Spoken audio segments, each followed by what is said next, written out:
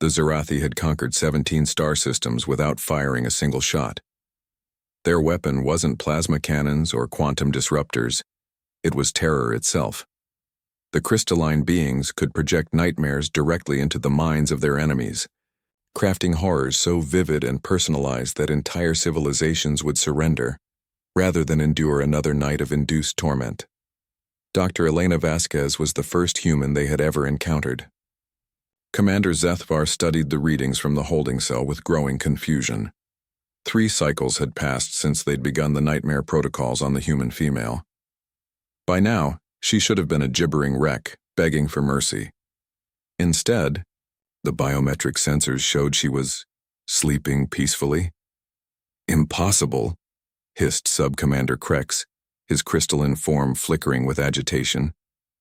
The intensity readings show we've bombarded her with Class 7 terror constructs.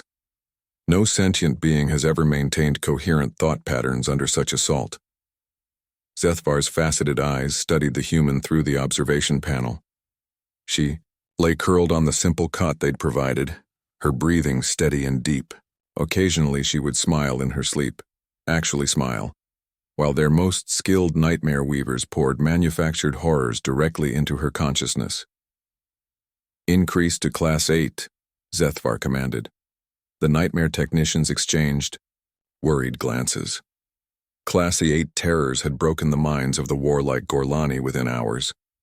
They were constructs of pure existential dread, visions of cosmic insignificance, eternal isolation, and the heat death of the universe itself.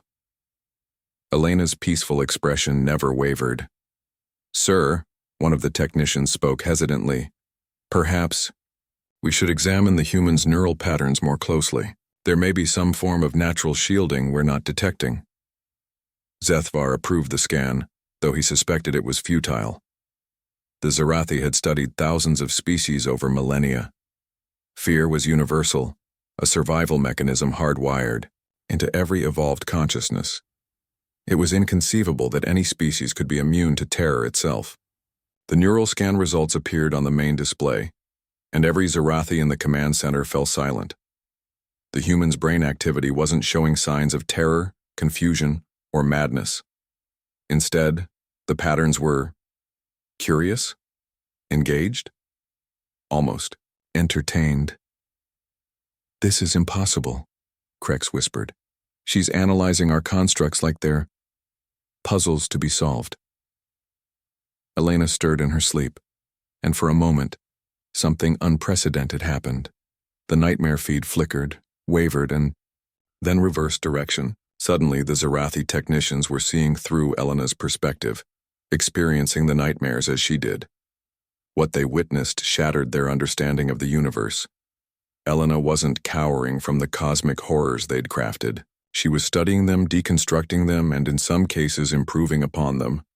The vision of endless void that had broken the Gorlani. Elena had noted the lack of gravitational effects and mentally corrected the physics, the manifestation of personal failure and inadequacy.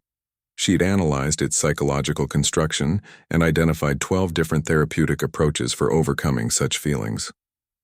But most terrifying of all, Elena had begun crafting her own additions to their nightmares.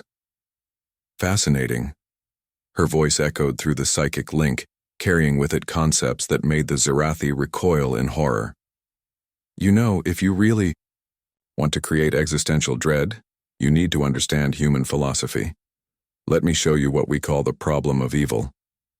The nightmare technicians began screaming. Elena's human mind, evolved on a world where survival meant facing very real monsters, predators, and natural disasters, had developed something the Zarathi had never encountered: the ability to find meaning in suffering, to extract purpose from pain, and to transform terror into strength. Worse yet, humans had spent millennia deliberately frightening themselves for entertainment. Elena had grown up on a steady diet of horror novels, scary movies, and campfire ghost stories. She'd played video games designed to terrify, read cosmic, horror literature that explored the very concepts these Zarathi were using as weapons, and had even studied psychology, giving her an academic understanding of fear itself. "My species has been manufacturing nightmares for entertainment since we learned to tell stories around fires," Elena continued, her mental voice carrying an amused warmth that somehow made it more terrifying. We have entire industries dedicated to scaring ourselves. Did you know we have something called horror tourism where people pay money to be frightened? The nightmare link began to feed back, Elena's human consciousness proving too alien, too paradoxical for the Zarathi to process. How could a species simultaneously fear death and seek out fear? How could beings find pleasure in terror? How could they voluntarily subject themselves to experiences designed to trigger their deepest survival instincts? Commander Zethvar ordered an immediate severance of the psychic connection, but it was too late.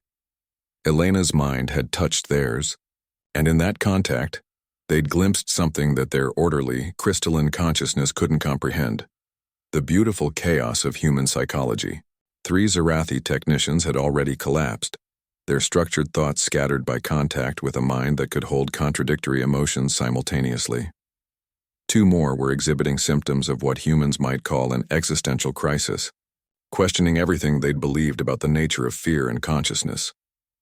Evacuate the sector, Zethvar commanded, his voice harmonizing with panic frequencies.